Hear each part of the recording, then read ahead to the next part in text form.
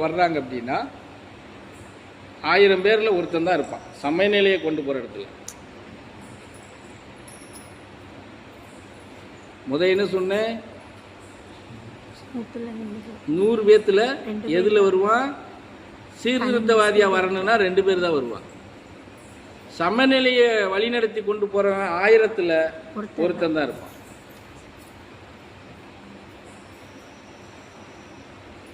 இதுதான் பிரபஞ்சத்துக்குள்ள பயணம் பண்ணக்கூடிய, இயற்கையை சார்ந்து பயணம் பண்ணக்கூடிய உன்னுடைய நிலைப்பாடு இப்படி தான் இருக்கும். இப்போ சமநிலை இல்லைன்னு வச்சுக்க, எங்கே கூட இந்நேரத்துக்கு ஒரு குறைஞ்சது சொல்ல போனால் அந்த 6 வருஷத்துக்குள்ள ஒரு 5000 பேர் இங்கே பயணம் பண்ணி நிற்பாங்க சமநிலை இல்லைன்னா.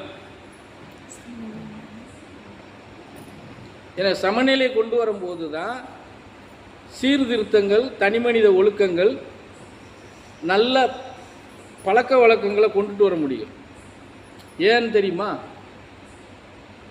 இந்த நல்ல பழக்கங்கள், நல்ல ஒழுக்கத்தை கொண்டு வர்றது எதுனால சொல்லுங்க? சும்மா யார் வேணாலும் சொல்லலாம்.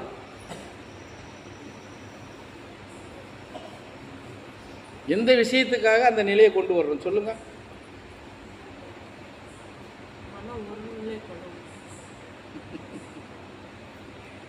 அதுதான் சொல்லிட்டல்லப்பா, சீர்திருத்தம், ஒழுக்கம், நெறிமுறைங்கும் போது என்னத்துக்கு வரும்?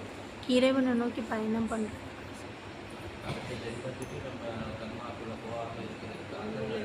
இல்லை, அது இல்லை, அது இல்லை, அது இல்லை. சமநிலையை தான்,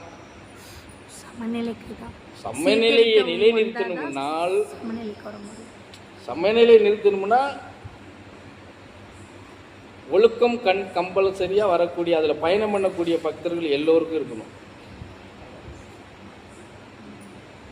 நல்ல பழக்கங்கள் இருக்கணும், சித்தாந்த நெறிமுறையோடு அவன் பயணம் பண்ணணும். அப்போ தான் சமநிலை அந்த இடத்துல நிறுத்த முடியும். வேற்றுமை இருக்காது இல்லையா? சமநிலைன்னா என்ன? வேற்றுமை இருக்கக்கூடாது.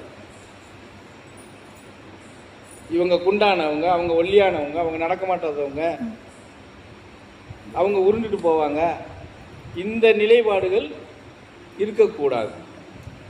இது புரிஞ்சு, நான் இப்போ சொல்கிற விதத்தில் புரிகிறவங்களுக்கு புரிஞ்சிடும். ஏன்னா நான் சீர்திருத்தவாதிங்கும் போது நான் அவ்வளோ விரிவாக அதற்குள்ளே கொண்டு வர முடியாது இல்லையா? அப்புறம் மற்றவங்களுக்கு நமக்கும் வித்தியாசம் இல்லாமல் போயிடும். அப்புறம் திருப்பூர்காரன் சொன்னது மாதிரி தான், அப்படி போனோம்னா அப்புறம் அப்படி தான் ஆகிப்போம்.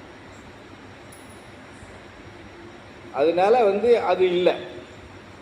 சமநிலைங்கும்போது இந்த நிலைப்பாட்டுகளை, சமநிலையை நிலைநிறுத்தி பயணிக்க வைக்கணும்னால் ஒழுக்கம், நெறிமுறையை கட்டாயம் கொண்டு வரணும்.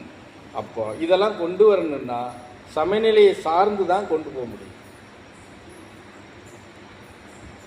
சமநிலை இருந்து நீ பயணம் பண்ணும்போது தான் ஆன்மீகம் என்னங்கிறத நீ உன்னுக்குள்ள எடுத்துக்கிடுவேன்.